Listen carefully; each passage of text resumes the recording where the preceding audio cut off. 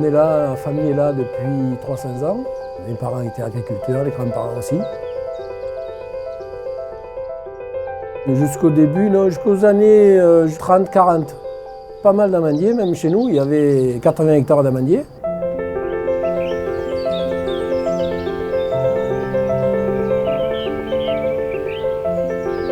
Déjà, l'amandier, c'était un arbre emblématique du territoire.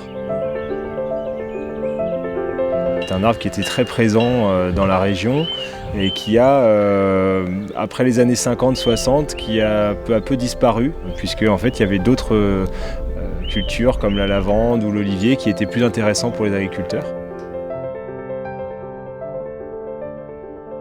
Donc l'Occitane fait partie des fondateurs de France Amande.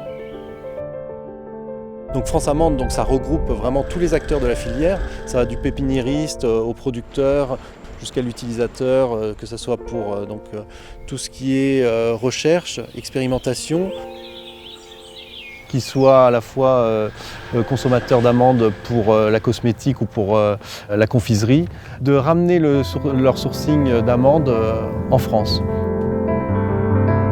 Dont l'objectif est de planter 3000 hectares et donc environ 900 000 arbres dans les 5 ans qui viennent. Alors c'est sûr qu'ici on parle beaucoup de passion parce que la Provence est un territoire extrêmement riche en termes botaniques. On a également des agriculteurs qui savent vraiment cultiver cette biodiversité et la transmettre de génération en génération.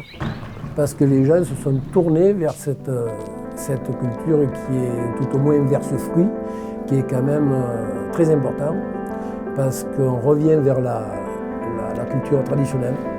Et puis pour la région, l'amandier est très utile parce qu'il fait partie de la biodiversité. Et ça, là, on a la chance d'avoir des agriculteurs à nos côtés, d'avoir des partenaires qui vont pouvoir les produire de manière durable. Et encore une fois, de produire cette biodiversité jour après jour, qu'elle se renouvelle. À Valençois, il y a des amandes, il y a de la lavande, il y a des abeilles.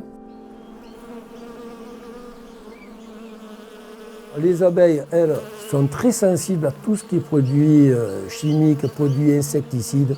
Même les engrais, on est en engrais organique, ce qui veut dire des engrais totalement naturels. Ce qu'on veut aussi, c'est apporter de l'innovation, puisque travailler à préserver, à produire la biodiversité, il faut sans cesse innover. Qui nous permet vraiment d'avoir un impact important pour la marque L'Occitane en Provence, mais aussi pour le territoire dans son ensemble.